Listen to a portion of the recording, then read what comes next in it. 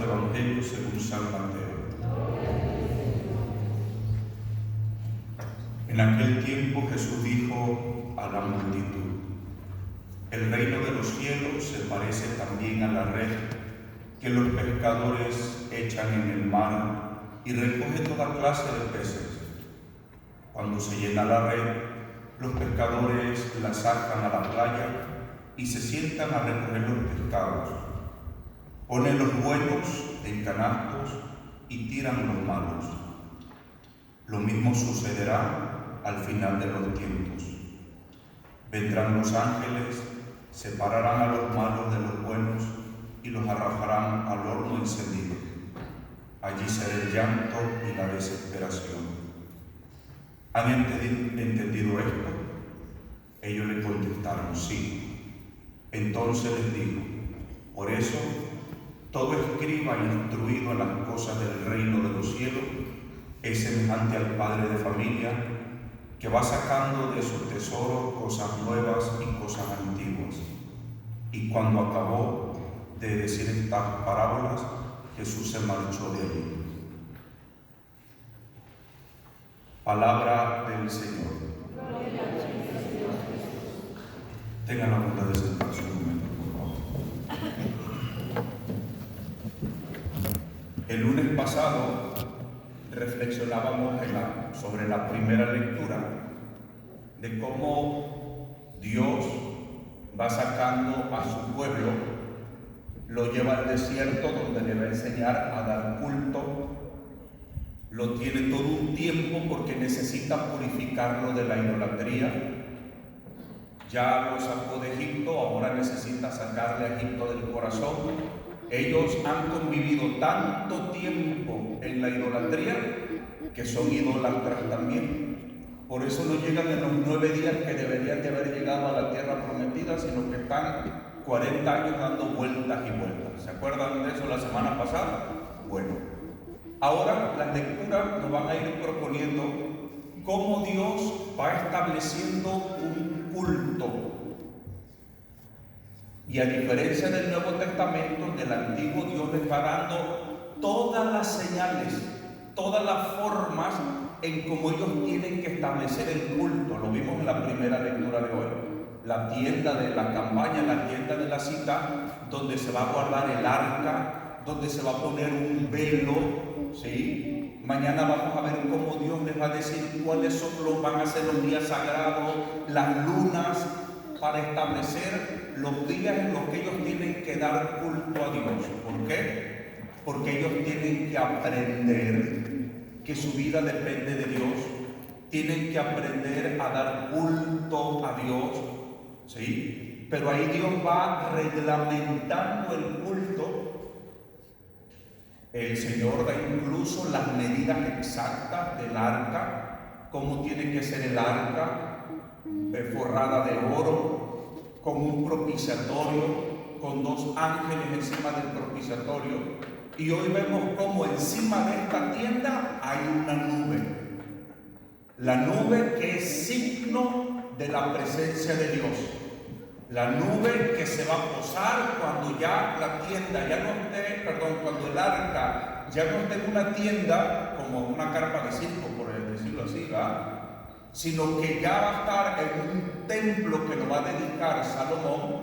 El día que se dedique el templo, también encima del templo va a posarse una nube que va a representar la presencia de Dios. Por eso cuando nuestra Madre Santísima se le aparece el ángel y le dice: ¿y cómo va a ser esto que yo voy a quedar embarazada? El poder del Altísimo te cubrirá con su sombra. ¿Sí? ¿Qué significa la sombra? La nube, la presencia de Dios. ¿Ok? Entonces Dios va a ir reglamentando el culto. Va a haber unas partes donde dice: hasta los calzones del sacerdote tienen que ser de lino fino, porque así lo dice Yahvé. ¿Sí? En el Nuevo Testamento, nuestro Señor Jesucristo va a instituir un culto. Este culto lo va a dejar establecido, va a decir el qué, pero no el cómo. hagan esto en memoria mía.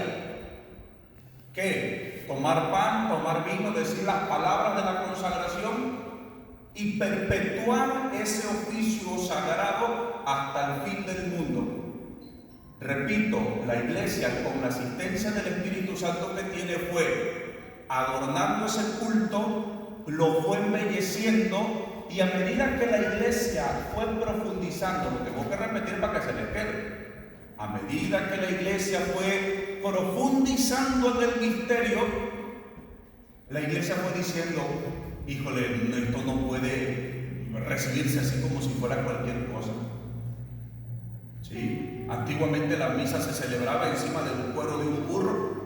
La iglesia dijo, no, ¿qué va? ¿Cómo vamos a celebrar la misa encima del cuero de un burro? No, se daba la comunión en la mano, y llegó un momento donde la iglesia dijo, híjole, no, ya no podemos recibir la comunión en la mano. ¿Por qué? Porque se fue profundizando en el misterio hasta el punto donde la iglesia llegó a poner penas de excomunión a quien recibiera el cuerpo de Cristo en la mano. Así fue. Eso ya se los dije la vez pasada. Entonces hubo todo un proceso de profundización del misterio. La iglesia dijo, si esto es Cristo, no lo podemos tener en las vasijas de donde se ponen las patatas, como ahorita se está criticando, ¿no?, lo que está pasando en la jornada, ¿no? Que en algunas misas que no fueron de la jornada del Día de la Juventud, el Santísimo se puso en platos de esos de los que venden en la Costco, ¿verdad? Eso, ahí se puso el Santísimo. Hay fotos, no se sabe si son reales, donde en vasos desechables hay personas dando la comunión en vasos desechables, el Santísimo en vasos desechables. Quién sabe si sea cierto, ¿verdad? Si eso fue cierto, eso es una desgracia. La iglesia fue con el tiempo diciendo, si esto es Cristo, si esto es el Señor, no podemos tener su preciosísima sangre en cualquier vasija, su santísimo cuerpo en cualquier canasto. Entonces la iglesia fue adornando, fue a medida que iba profundizando y que iba descubriendo la grandeza de este misterio, fue poniendo signos. Si aquí está Cristo, si yo lo voy a recibir, yo no lo puedo recibir como si me estuvieran dando galletas María o galletas de animalito. Yo como cristiano tengo que expresar con mi cuerpo una reverencia, una adoración, si es que creo que ahí está Jesús. Y eso fue con el tiempo. Repito la idea del lunes pasado. Ahora se está intentando regresar a una comunidad que no tenía esa profundización. ¿Sí? Es que porque los primeros cristianos era la pureza del Evangelio. Sí, pero eran los cristianos que no tenían la profundización de lo que era la Eucaristía como la tenemos hoy día. Eso el Papa Pío XII, bueno, en la Mediator Dei, no me acuerdo si fue Pío X o Pío XII, en la Mediator Dei va a decir, no porque sea antiguo quiere decir que un rito o que una cosa es buena solamente por el hecho de ser antigua. En la primitiva comunidad cristiana, por ejemplo, cuando se argumenta la comunión en la mano por lo que dice San Cirilo de Alejandría, haz en tu mano como un trono para recibir la comunión. Y entonces se utiliza ese argumento de que San Cirilo dice que se hiciera en la mano un trono, pero se corta ahí el texto y más adelantito va a decir, y cuando recibas la sangre de Cristo, moja tu dedo y úntate en los sentidos con la sangre de Cristo.